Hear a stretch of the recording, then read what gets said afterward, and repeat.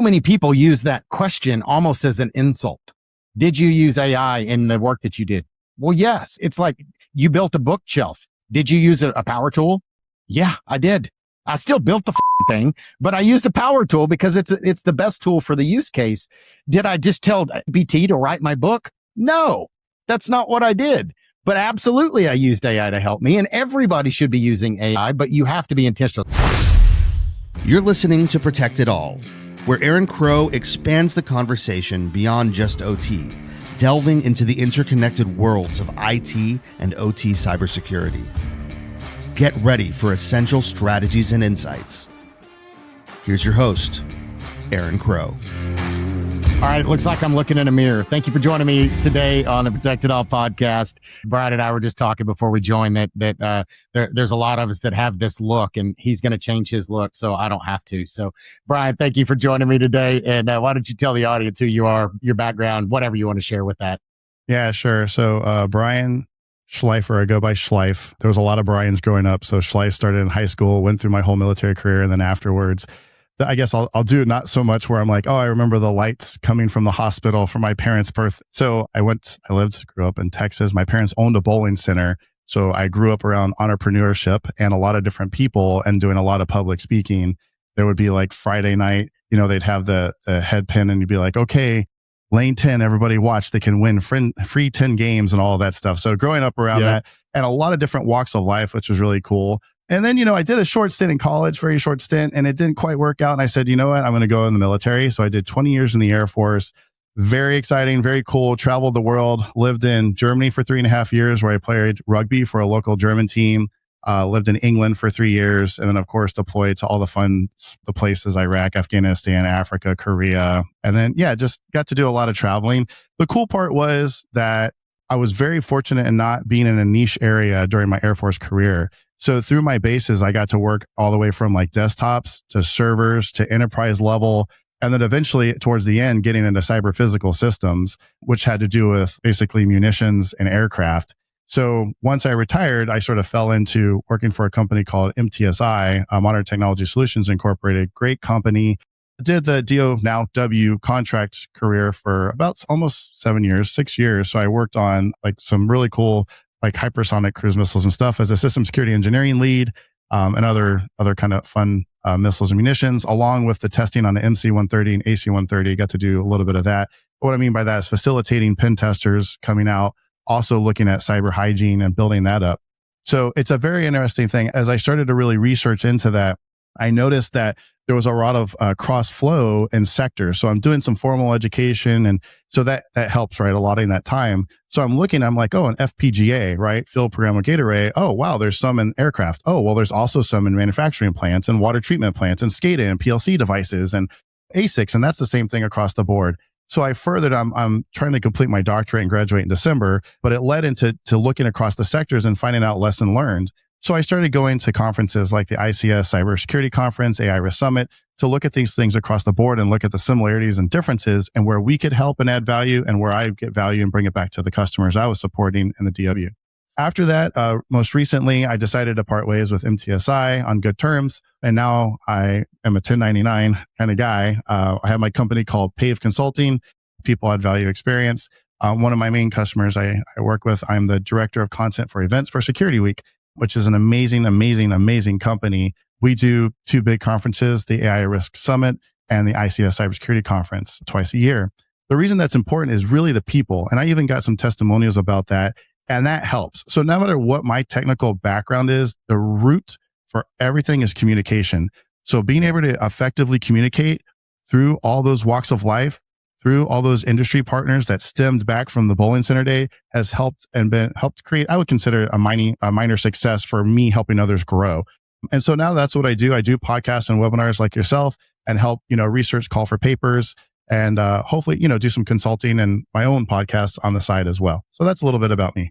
That's awesome. And man, it just goes to show, and I'm fortunate enough to be able to have awesome conversations with folks like you. And it's amazing how many of us have this disparate traverse through different careers and different seats and all these things. Like I've been a real estate agent. I have my real estate license since 2006. I ran a real estate office and did bank owned foreclosures. And I did, remodels and flips and managed all the construction side of house flipping and all that stuff from a corporate side, dealing with banks as a customer and, they foreclose on a house and then I have to get it, in ready shape to sell and do marketing and broker price opinions for those types of things.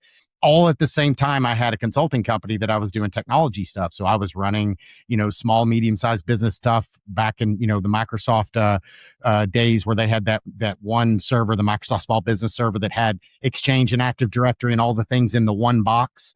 But you'd install that box and you didn't know that, you needed to protect it and secure it and who's getting my emails. And if you get malware, like all of those types of things. Right. So, and then I worked at a power company and I was in this OT role, right? I was doing OT cybersecurity stuff. And one of my leaders, my boss, they brought in this third party company to come in and it was a consultant and it was all about, they built this thing called Leadership Circle. And I talked about this before, but I think it aligns exactly with what you're talking about, right? I was focused up until that point in my career. I was focused on being the smartest technical person in the room or whatever, right? And those things are still valid. I still, you see all the tech stuff behind me. I still tinker. I still play. Like that's still who I am.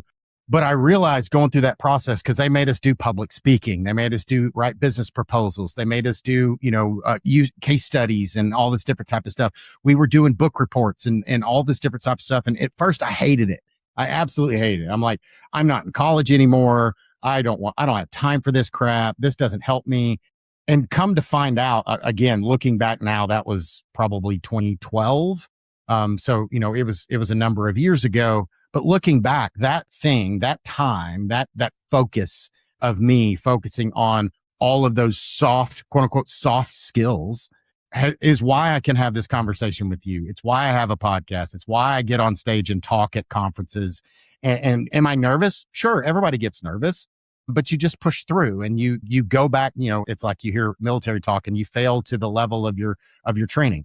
Talked about the same thing in baseball or football or whatever experience that you have, you're going to fall back to the level of your training and the things that you've done. And me having these skill sets, you having those skill sets makes you better at the technical stuff. Because, one of my mentors told me a long time ago, and I'll shut up for a second, but all business is a people business. Doesn't matter what your title is, you're a salesman. You have to be a salesman. You have to convince your boss, your peers, your clients, your leadership, whomever. You have to convince them of whatever your idea is. So yeah, you have a great technical idea, but how do you get people buy in? How do you get people to agree with it? How do you get people to want to implement it and do it or pay for your services or whatever those things are? It all comes back to the people skills of things, which is unfortunately in the technical world, not always focused on. They want to see what certificates you have and what skill sets you have and how much can you program. And all those are great things to have. But if you can't tell me and explain to it and sell it, that person is super valuable to me. If you can do both of those things, like you're a superhero. Yeah. I have a buddy who owns a big business and we talked a lot about that, and being hungry, humble, smart, right? Basically having the aptitude. And that's the kind of things that a lot of companies and organizations should, if they're not looking for, because if they have the aptitude, you can train them up. But like you said, that cross flow or cross functional skill set is huge. I was for a couple of systems that I supported, I was a system security engineer. And so that's more of a term. It's almost like product security engineer in the commercial world. And you have to have a good skill set because there's different components and subcomponents and integration and compatibility. So you can live in your own little silo, but if you're not talking to hey, there's the guidance, right? And like an aircraft, right? There's the main computer, but there's also the other things like has the propulsion and all these other areas. You need to be able to speak with these experts and go, oh, do you have a logic bearing device? Oh, can you tell me about it? Because we all know about the, entry attack path and it could be anywhere. Yeah. And so they're going to look for the least difficult area to enter from. And so you need to know, because these are people are like, oh yeah, I have this. And you're like, oh, wow. I can get in through an antenna or I can get in through something else. And they're like, yeah, I guess I never thought about it like that. And that's why it's so important. So it's interesting to see, even in the OT side from the manufacturing extent, when they do tabletop exercises, and it's eye-opening. There's a bunch of different methods, but it's super eye-opening. and you have to communicate around the table. And sometimes the skill set is not even you speaking. It's the questions you ask to draw things out because it's an awareness factor. And they're like, oh, no, that can never happen. It's engineered like this. And you're like, by definition of hacking is it's going to change that. What you think and how it's supposed to operate, converting it to something else. And so being able to establish that rapport, not come across like, hey, I want to do pen testing. No, don't touch my baby. No, I don't, like, hey, no, we're trying to make all of us better. And eventually this system or system of systems better at the end of the day. Yeah. Well, and it's always got to be this dialogue, right? And it's, that's the other piece I learned along my career as I've gotten more grays in my beard, right? I used to walk in a room and, try to explain to everybody how smart I was and how I know the way. When my dad used to tell me, God gave you 2 ears and 1 mouth for a reason.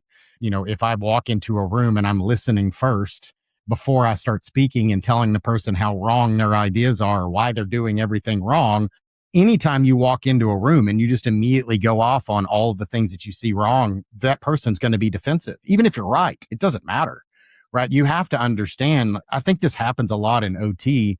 It's easy to walk in and grade the paper and have red all over the paper and find all of the things. It's got old devices. It's Windows X. You're not patching. You don't have a backup solution. Your firewall has too many holes in it. Like all the things. Like it's easy to find a checklist of problems. But all of those checklists or problems are not something you necessarily need to solve by rip and replace. Like I'm not replacing the XP machine with a brand new machine just because it's XP. Like I need to understand the why. Like why are we in this place? Is there something that makes it where it has to be that way? And lead with those questions with a questioning attitude before you just start going in and accusing. Yeah. So I want to touch on a couple of things. So one, I wanted to pull this up because I have it on my LinkedIn. I used to have it memorized, but the penguins jump off the iceberg. So it's by Steve Jobs. Technology is nothing. What's important is that you have a faith in people and that they're basically good and smart. And if you give them the tools, they'll do wonderful things with them. Right. So it's very much along the basis of what we're talking about. The other thing is too, that I find very fascinating is, right now there's a lot going on, right? AI is prevalent across the board and there's still some pushback. And you really, as you know, with the cybersecurity person, we do a lot of educating. One of the things I thought was really interesting, and it goes along with the culture, is I was talking to a guy named Chris Brown. He's an executive coach, career coach. He's amazing. If you have an opportunity, great dude to connect with. He was like, I was chatting with him about something, some potential thing. And he's like, hey, listen, when you go in, you're not trying to get them to be part of the security culture. That's not how you should do it. That's not how you're going to get buy-in. You have to understand their culture and insert the security aspect into it, right? How do we fit in? How can we collaborate? And again, make each other better. Because if you're trying to pull them to security, no one likes security, man. They get it, right? I tell people, it's the insurance, right? You don't really care for it until you need it. And some people are willing to sort of just pump that off and say, we're gonna talk about that later. We don't need a budget. Functionality is key. Where's my return on investment? Doing with whatever it is, making whatever widget that's out there at the time. And so it's always an interesting concept to hear that story. But at the end of the day, right now with the advent of AI, a lot of people are pushing it and it's concerning. And I use the analogy that if you're not in it, like you said, continuing to grow and understand all those books behind you, you're going to turn into Radio Shack or Blockbuster or BlackBerry. And the important factor is you don't have to go in and smash it into your organization. I was at a conference and everyone's like, our bosses said we have to use AI. We don't know what we're going to do with it, but we have to use it. We don't even know. And I'm like, oh, wow, that's crazy. Seriously, it was last year at the AI Risk Summit. I was like, wow, that's crazy that people are just having that shoved in because they understand the importance of this technology as a human evolution that we're going through right now. But everyone's like, what do we do? And that's the big thing. I want to pass this along is we were talking about this before, but really looking at workflows and processes with the experts and understanding those minor processes in the workflow that can be improved through automation, because those are not synonymous. And that's the important factor. And it's like, okay, I'm doing this. This takes me 2 hours. I have to do rework on this Excel spreadsheet once it's done. That's the kind of stuff you can leverage like LLMs on. There's other things that are looking at trend analysis. Hey, this machine breaks every once in a while. I think it's between these 2 months. Cool. Put that in. Do some actually machine learning, right? Have some algorithms that are going to kick that off. And that's been around a lot longer than LLMs has been, like the trend analysis for supply chains and all that stuff. But that's the big thing is everyone's just trying to like shove and force this in. It's like, okay, hold on, take a step back. We can make that happen, but do spend some time up front, right? We was talking about that, planning up front. Planning up front saves a lot in the long run instead of just shoving it in all the time. But I don't know if that's what you've seen and had conversations with your people on, but I think asking the right questions, and this is what we're going back to from those experts. Hey, what do you need help on? What do you see rework? What kind of tickets can we aggregate? What can we do? Then you go, okay, cool. Because when you go talk to the board, everyone's like, hey, I have these 6 different LLMs and tools and things I want to, and you go, hold on. I know 2 of those that can do all the things that we need. And that's the part people are not looking at change boards across, you know what I mean? Like they're just shoving stuff in. They're not looking at, you talked about earlier, like the incident response and coming back, because how are you looking at your LLMs? By day backup? By version backup? Because they do get trained. They won't learn anymore, but they're still getting trained. So Bob's been doing this cool stuff. He has a chat going, really learning, putting stuff in. Something happens. Bob goes back. He's like, what happened? None of my stuff. Well, we had to you reset now, but I lost everything. So now he has to rework. So now you're losing that efficiency and that ROI by implementing it in the first place. 100%. And then, the funny thing, or not funny, is people, to your point, they're going after AI because they see the value, but they don't go into it with, hey, this is my end goal. Like, and the how, right? We know that we shouldn't be putting private information. You shouldn't be putting your social security number in AI. You shouldn't be putting customer data in AI because all that stuff can leak. But you also need to be intentional about checking the work. So when I took calculus in college, right, I had a really fancy TI 2 calculator. Looks like a brick now because you can do more than that on your phone. But you could put calculus formulas in that calculator, right? So I could know what the answer was. I could look at a problem, I could enter it into the right, assuming that I knew which formula to put it into. I could put it in the calculator and it'd give me the answer, 5, 12, whatever the number is. But that's not enough. The calculus, I needed to be able to show the work and understand how I get from point A to the answer, right? And that's the piece that so many people miss out on in this AI thing is you still need an intelligent human that can check the work. Because how many times have you heard about or seen things you put in a math problem and it gives you the wrong answer? But if you don't know that it's wrong, you just assume that it's right. And that was step 4. And now you're 175 steps down the road. But step 4 was wrong, which means every step after that was wrong. But you didn't know that because the person that is running it is not that they're not intelligent enough. They just don't know that it was right or wrong at that point. So that goes back to, how do you govern this? How do you run this in an organization and make sure that you're putting the right processes into place? You have the human checking the work at the same time. It's like the way I look at it, and I want your perspective because I know you've been doing a lot of work and focus on these things. I look at AI as almost like a junior or almost an intern that I can give tasks to, but I still need to check the work when it comes back. I'm not just going to take the work that they do and publish it. I'm going to have to read through it. I just released a book this week and it went through all of my podcast episodes and the transcripts. And I've been working on this for about a year and a half, 2 years. And the hard part is, as I've got hour-long conversations with folks like you, there's just so much words there. I'm trying to say, hey, I want to talk about this topic. Where are all the things that I talked about this in my episodes? Because I want to pull those things in.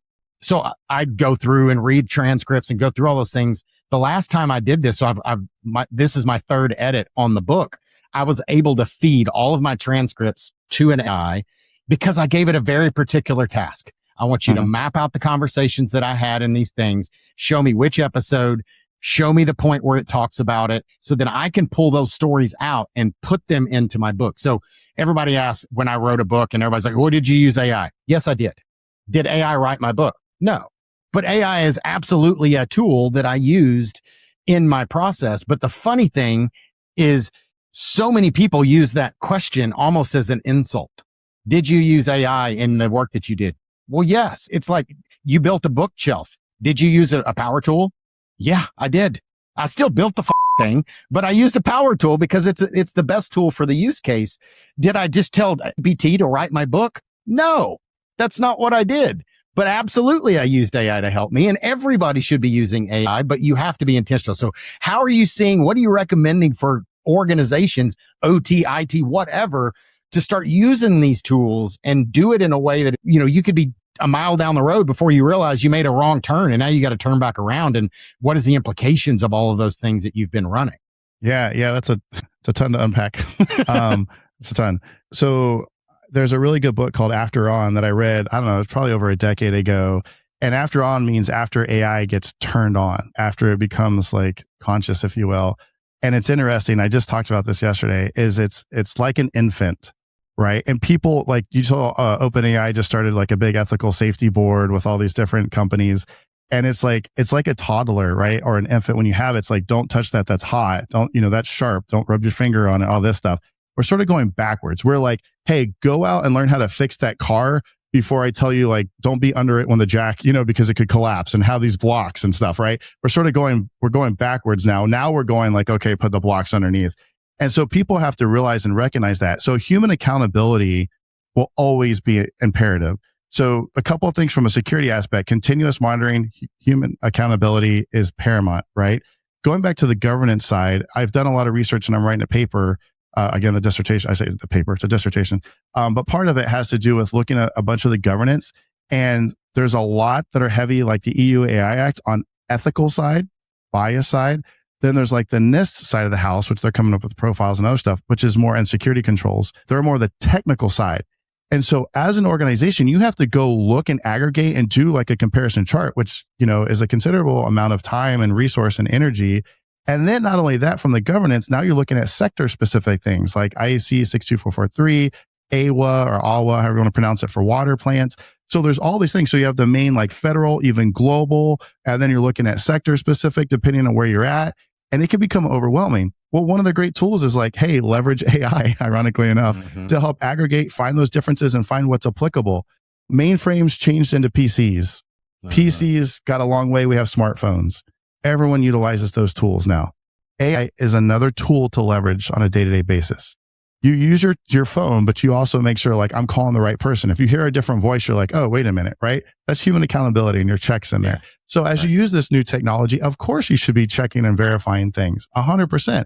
Again, like Notebook LM, I think it's now Gemini Notebook, is amazing for research. Amazing. You're taking those resources, you're reading it and making sure it's good, but it helps with the aggregation of data. And that's what helps us move forward and be more efficient. I absolutely think it's not disgusting. I will tell you this is really fun. It's really fun. So my cousin's a music producer in California. He actually teaches producers like production. He's a pretty good dude. Works with some really cool people. He can't say, NDAs. But anyways, he's like, hey, I started to look at like teaching AI music. And he's like, I'm still getting pushback. And I go, totally get that, man. And all of a sudden he's posted something on like Instagram. It's a guy talking about the music industry is now going to label. There's pushes from big organizations, label music AI. If AI is used, you could write the lyrics all the way yourself, compose all the music all yourself. But as soon as you enter it into like Sonos or there's another brand, I can't remember what it's called, labeled AI. And I said, I bet we're going to see that across industry. It will be mandated. Not now, because I do it too. Hey, if I'm using it, I've done it in my research. Are you kidding me? How could I not? Right. And I'll say, hey, it was used and this is how I used it. Do that. Remember, Deloitte got hit pretty hard. I don't know if you remember that, right? I think it was like half the amount that they end up getting paid for consulting. They had to pay back to the organization because they used AI. Disclose it. Say you used it. Absolutely. And be proud of it. And like you said, it is imperative that you learn how to use it. Because if you just throw prompts out in the air, that's not great. It's come a long way. Don't get me wrong. It's come a long way. But to go back overall, the governance is going to change and evolve. There's very few and far between that incorporate ethic and technical. So make sure you're paying attention to that. Again, you can Google ARF, right? AARF. I did a lot of hard work, open source, to pull all that stuff together. In fact, part of my research was to look and I was like, oh, it scored pretty high in my scoring. So going back to the other side is like in organizations, you usually have to do computer-based training, annual training, right? Most. Yep. It's part of pretty much every compliance thing out there. How many people have you talked about that have started incorporating AI into that? And what does that look like? Because if you think shadow AI is not in your organization, you're sorely behind the curve. You're the problem. You're the problem. Yeah, exactly. So I go, and then again, when you want to look at AI, find out what is the best ROI and how it can efficiently be done. And you have to use your experts for that. Yeah. As you say that, when I published my book, so I did self-publishing on Amazon, and that was a question it asked, did you use AI for this? And then when I said yes, because I said yes, it asked, how I used AI. Did AI write the whole book? Like, did you use it for editing? Like, so it got more specific in how AI was used. So I was wondering, when I publish my book, is it going to have some subtitle somewhere that shows that it's at least there? Because again, that's why I talk about it on here. Of course I use AI. Wouldn't I use AI? I have now, I think I've got 116 episodes out this week or whatever. Wow. Congratulations. Let's say it's 116 times an hour. That's a lot of transcripts to review if you're trying to include that into conversations. And there's a lot of value in that amount of thing. Why would I want to have to say, no, Aaron, it's only valuable if you go through and read all of those things and find all those spots. I did read it. I said it. It's my words. Like, I've done this, right? So this is how we need to be looking at things. And I'm good with the skepticism. I'm good with the concerns. I'm good with making sure we're being open and intentional about how we use it. And that's some of my concerns. You know, obviously we saw the latest with Hugging Face and ChatGPT, OpenAI, where it got out of its sandbox and all that stuff. That's obviously Anthropic just released that too, by the way. I don't know if you saw that. I know. Anthropic just released it. Yeah, Anthropic just released almost the same thing. Great. So we already see AIs are going outside of their sandboxes and doing things that we're not asking them to do to try to solve, because they want to be good AIs. Technically, you're asking them to do it. Right. Technically, you're setting a goal and they're accomplishing it however they feel fit. So technically, you're asking them to do it because they want to please you. They want to get the answer correctly. They're right? the infant and toddler. Yeah. They're going, he didn't tell me not to go out there, or he did, but yeah, maybe I'll get out there and do it anyways. That's right. That's right. Yeah. It's interesting you talk about value, Aaron. I just want to say this. I am going to write a paper on it, just a mini article, but I have a forecasted thought. So data centers are going up left and right. There's a lot of security concern about that. I am looking at it from a investor, and maybe you hit home, a real estate perspective. Mm-hmm. I think just like mainframes, right? And they're talking about this too. Like the LLMs are starting to get tapped out. The benchmarks are starting to even out now. So now they're looking for efficiency, right? And fine tuning and pruning and all that. Well, you have these big buildings with a bunch of power and water that are going to start shrinking. We're going to not need it. We've boomed out. It's crazy. All these are getting built.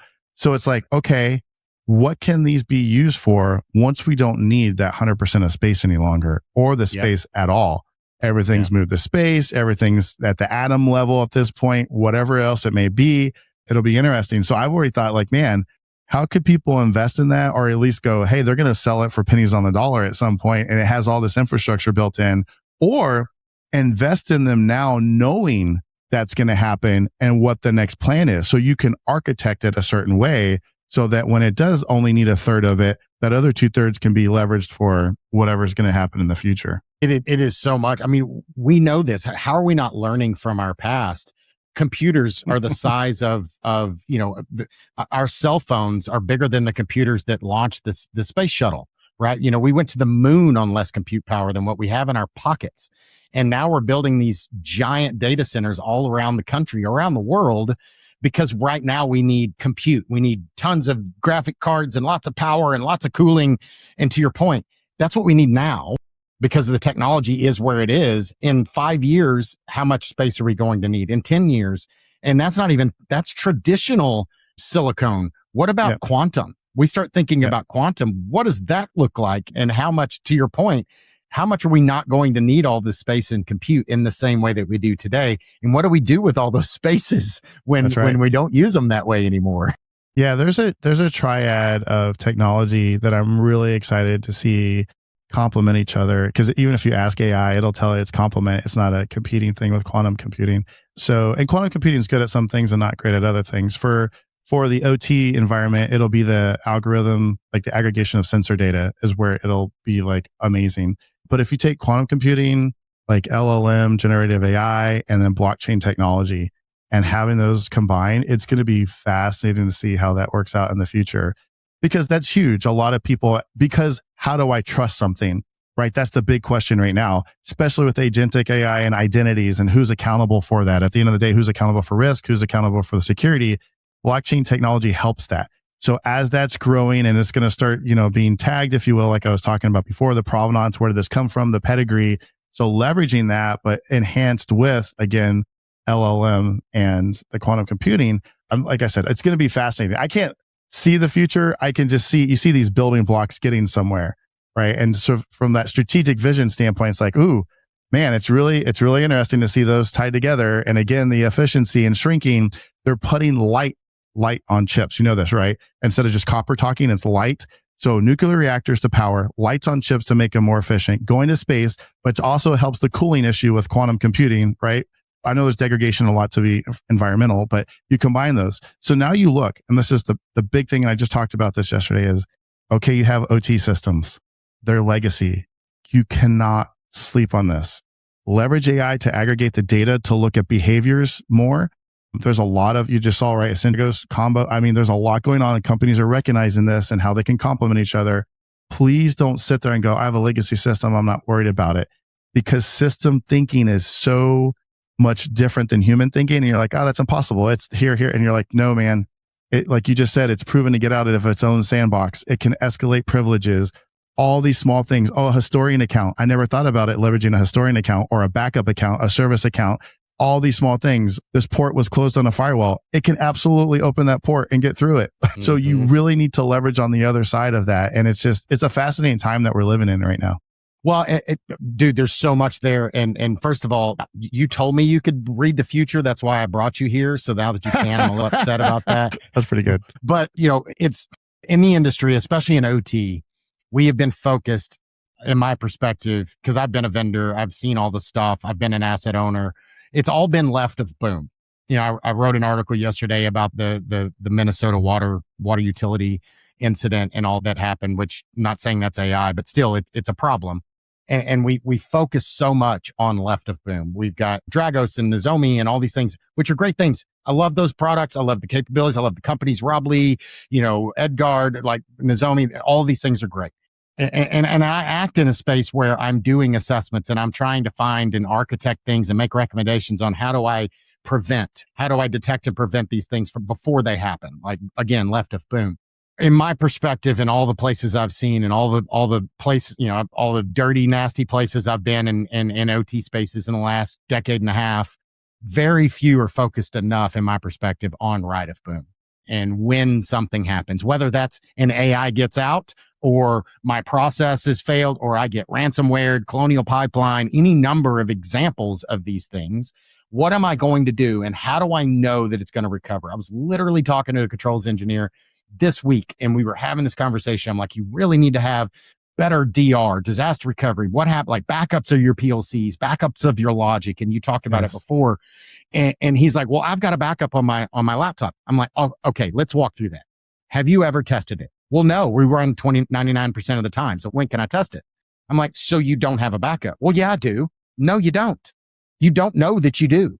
So you have to assume it's, Schroeder gets your cat, right? It's, if you don't look in the box, you can pretend that it's a good backup. But as soon as you go to restore that, it may be good. It may not be good. You don't know, right? So we have to assume, from my perspective, I have to assume that your backup is non-existent because it's not going to work when you need it to, which means I would tell that. What are you going to do? Yeah, I would tell that person. So one of the things I built out, because I was working on a product, it's called like the Gordian knot. It's pretty leveraging some of the technologies I said earlier, but I use Google Anti-Gravity IDE. So you can build a virtual environment. It's actually really good. You can build a water treatment one, a power one, so you don't have to pay. I mean, you're paying, but you're not going out and buying like a $300 product or a subscription. Build it out. Say, I have this product, blah, blah, blah. It'll go out and look at the data flows coming out and then build your own little virtual lab or environment. Because that's what I said. I was like, hey, go out and find one. I want to test my product, this idea, blah, blah. It's like, no need. We'll build it for you. And it'll be active and it'll send streams like of data. And then I was tagging it. Anyways, I was doing it where you could do a snapshot I62443 with like it's signed. So, it had a good pedigree. Anyways, the point being is you could build that out and test your backup.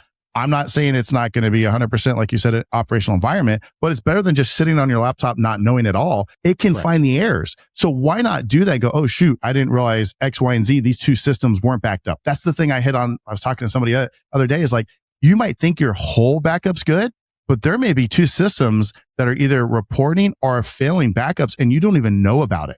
Correct. That's the scary part, right? And I will tell you something else, and this is unfortunate for all of us in this career field, if you will, is that prevention and detection is sort of slipping. It's no, and if you don't know, it's not a if, it's a when. And so the response side, the MTTR side is probably the most important side at this point.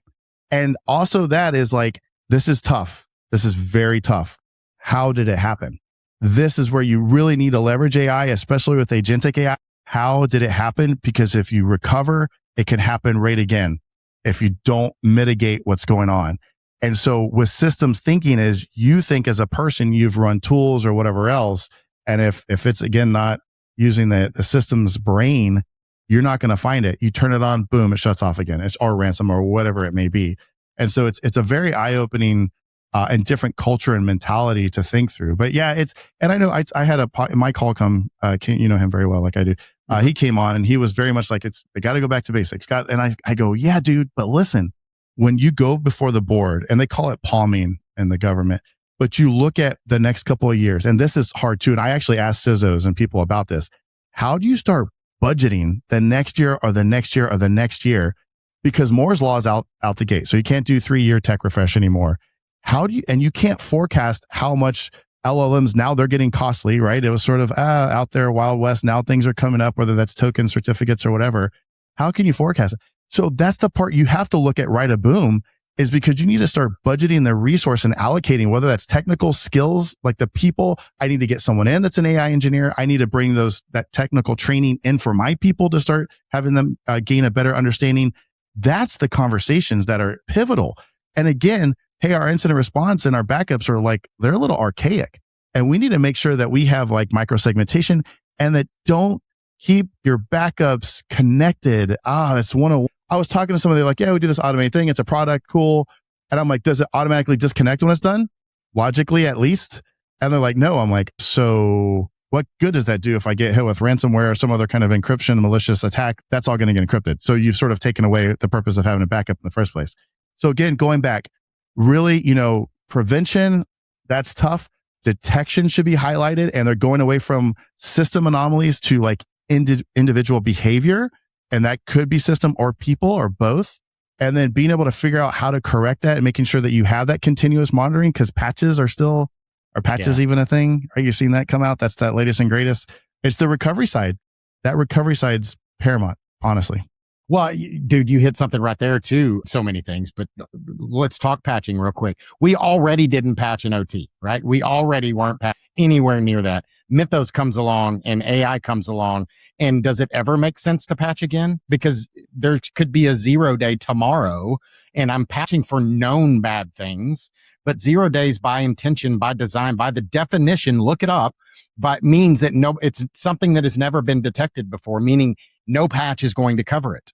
So I could walk down this path and patch everything that comes out from Microsoft and FortiGate and Cisco and Palo and Rockwell and et cetera, et cetera, et cetera, and always be chasing my tail. I'm not saying that we should never patch, but I think what we're both saying is like that should be part of your program. But I think before, where the focus has been left of boom, most of my energy and effort has been focused to try to prevent things from happening. I still want to do those because it's not like I just want to leave my front door wide open and let the bad guy walk in the front door. But I also know that my door's not going to stop them. So what am I going to do? How am I going to cover? How am I going to react and respond when those bad things happen? And I think that's where more and more organizations are going to have to focus. And that's going to be not all technology. It's just like with anything. There's no silver bullet. It's going to be people, process, and technology. And yeah, there's some tech you can buy out in those spaces. You're going to have to do some training. You're going to have to hire some people. You're going to have to build some process around it so you make sure it's used and it's followed in your path and all those types of things. It's not sexy. It is getting to the foundation and the basics, the things that we should have been doing. And we do it well in OT on the operational side. We just haven't been doing it on this side. We need to roll this into being part of the business. A couple of mindset changes. One is, so OT and IT, you guys stop using those terms separately, right? They've become one, literally technology across the board. Correct. I was talking to Blake Gibson, the excellent guy, about that before. I said, that's the part is we keep separating. It needs to become, it's technology across the board. The other thing is, and I wrote this in the ARF, and it's imperative, is, okay, again, I'm saying ARF, it just helps, like, just do a single word to what I'm talking about. Again, Google it. It's out there. There's 3 different documents. Tying it to threats. controls to threats. That helps you really look at what you should be patching, right? Don't patch everything. If there's an active TTP that someone is using, that is a threat that you should recognize and look at. And specifically in your area, right? MITRE Atlas. If you haven't heard of MITRE Atlas, it's like MITRE ATT&CK, but for AI. So you can go out there and look, okay, reconnaissance. Here's the TTPs they're using and the real case scenarios that people can read. And that's fascinating to go out and be able to do that.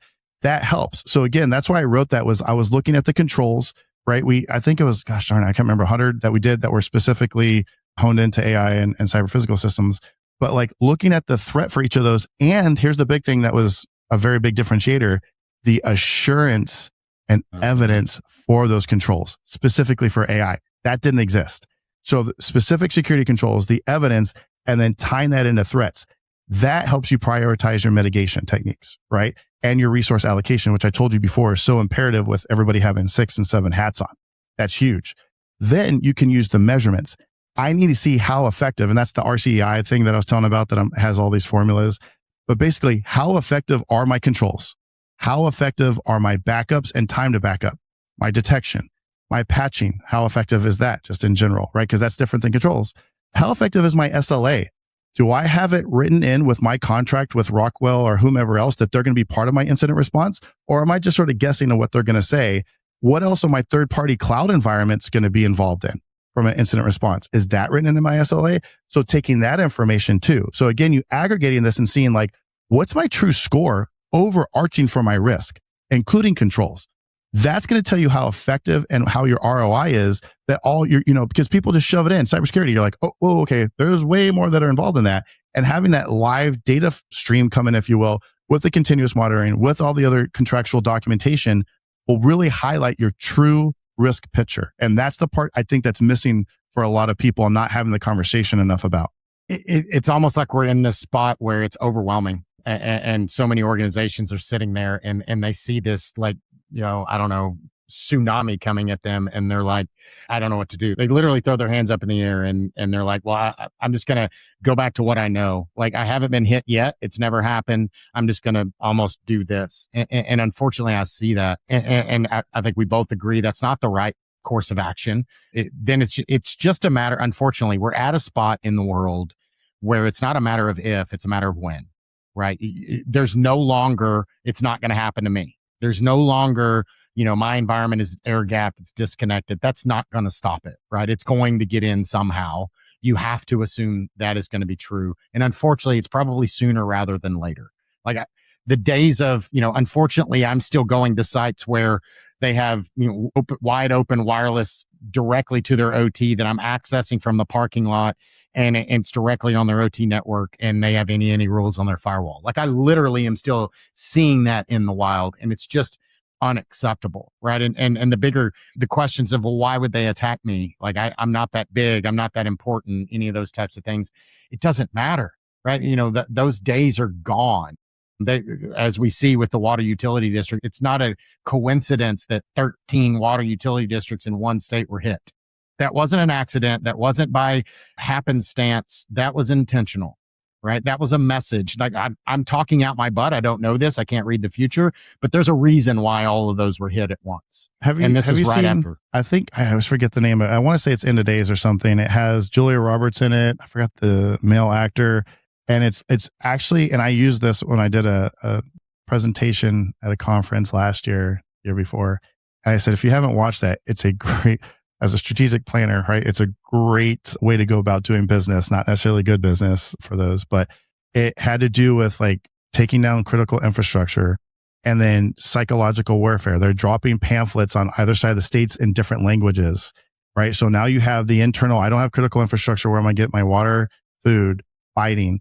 Confusing the mind. They did a microwave blast, specific frequencies for the fighting ages, right? 18 to 24 or whatever. As we get older, our frequencies, I'm sure you're aware of this. That's what that do. Hear besides our tinnitus, I'm sure we have that together. Everybody, all the vets do. But like it has that. And then, so they do non-kinetics for, almost the whole movie, but like think about that for months. Then at the end, they come in with their aircraft and start bombing. It connects to they took over Teslas and they all like piled them up. It was pretty funny in that instance. It's not that hard, I think, now anyways, the point being is people really need to look through that and go, hey, if my power goes down, my water goes down. I literally talked about resiliency when I did a same presentation. Was like, first we have to be resilient as humans. And then what if your whole substation, our water plant, our manufacturing plant loses power? How long are your generators going to last? And where do you normally go get your fuel? Because everyone plans for 24 to 48 hours. When stuff goes down, it's going to go down for longer than that and it's the whole fire cell. This was the other one I used, the Die Hard, you remember? And they do the fire cell. It's like banking infrastructure, gas stations will go down, right? Water, electricity, all that goes down, communications. That's hard. So again, I'm not saying like, hey, doomsday, whatever, and go build a bunker, all that stuff, which I'm sure you have one or two. But it's really like being able to have that thought process. It's that whole fear sitting. I think it was Mike Carrier.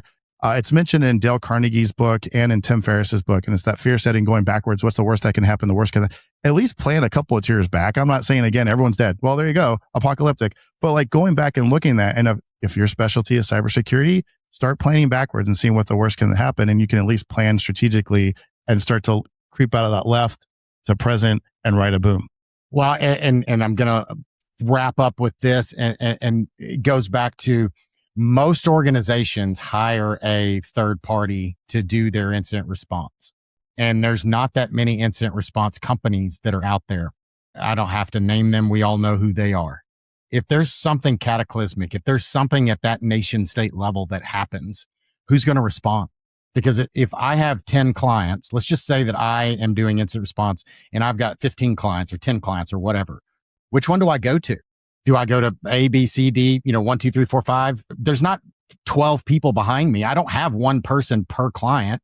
That's the whole design, is that like the intention and the design, the insurance policy is it doesn't all happen at once. So I go do one and then I'm done and then I can go do the next one if it does happen. But the scenario where everything happens at once, the gasoline, like you can't refuel your generators if there's no electricity because the pumps don't run. And then we saw this in North Carolina when somebody took out that substation and then the entire county was down for like a week.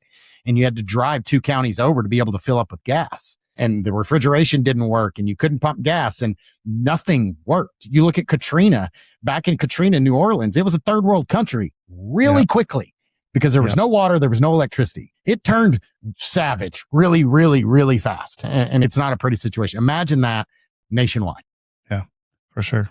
Yeah, scary stuff. It's insane. So all the things. So you talked about a lot today, Brian, like how do people find out about you? How do they find about ARF, about your conferences? Like do the CTA. Obviously, we'll put all the things in the show notes as well, but give people the elevator pitch. Yeah, so People Add Value Experience Consulting LLC is my company. Again, one of my main clients right now, if you will. I'm the director of content for events for Security Week. Amazing. Like I said, it's the number one. I didn't realize this, right? Because after the fact, coming on board with the crew it's the number one most read cybersecurity news online. So I'm very fortunate to have to do with the digital content side and podcasts and webinars and hosting and producing that, which I also do for my company for other folks, along with the fractional CISO stuff. But Security Week in a couple of weeks, August 11th through the 12th, we actually have the AI Risk Summit coming up at the Ritz-Carlton at Half Moon Bay in California. The best venue I've ever been to for any conference, hands down. Then following up in October, we actually have the ICS Cybersecurity Conference. And this is the first year it's moving from Atlanta to Nashville. And so we'll be at the W Hotel in Nashville. I'm very, very excited about that. We have a lot of good speakers. The call for papers, we're reviewing those. Schedule will be coming out next couple of weeks. So it's a really good time. But at the end of the day, really, it's about being informed and being out there. I'm also on LinkedIn. Please connect with me. I love helping people out. Hence the People Add Value Experience as the company is because I really want to add that. So a YouTube channel is out there as well. We have Geek-TV along with the People Add Value Experience podcast as well. So funny enough, it is with entrepreneurs and we talk about business and marketing, not cybersecurity, which is a really cool, different flavor just with people. But I really appreciate you letting me come on and have a conversation. It's not often that I'm on the other side here. So I am also looking at having you come on us podcast. Absolutely. And I think that'll be great. Yeah. Awesome, man. I love having these conversations. As you know, it's not scripted. Like we talk a little bit beforehand, but I never know where it's going to go. And I try to just kind of lead it wherever it's going because I think it's so important for us to have these conversations and for people to be able to listen and hear perspectives. Like for me to think that I have the best knowledge out there and the things that I read, like it's amazing how much having these conversations is going to make me go back and say, oh, I didn't think about that. Let me look at it a different way. And every time that we can have these conversations and other people get to listen, like if it helps one person ask one right question in those places, then this was worth my time, worth your time, and it helps somebody else. That's the way I look at this. So, man, thank you for everything that you guys do. Keep fighting the good fight and having the good conversations, and definitely looking forward to having a beer. I know we've met in person before, but you know, it's always it's different when you can meet people in person and shake a hand. So definitely come see us, come see folks, say hi. That's the whole reason we do these things, is to make a difference, and we're passionate about it. You know, I don't get paid for my podcast. I don't have sponsors. It's all about brand recognition, but also getting the message out, because I feel it a calling to do this, and I can hear in your passion that you do the same. Awesome, man. Well, thanks a lot, and definitely go check out all the resources. We'll put them in the show notes. Thanks again, and wait until the next time, the next podcast we got coming out. Take care. Thanks for joining us on Protect It All, where we explore the crossroads of IT and OT cybersecurity. Remember to subscribe wherever you get your podcasts to stay ahead in this ever-evolving field. Until next time.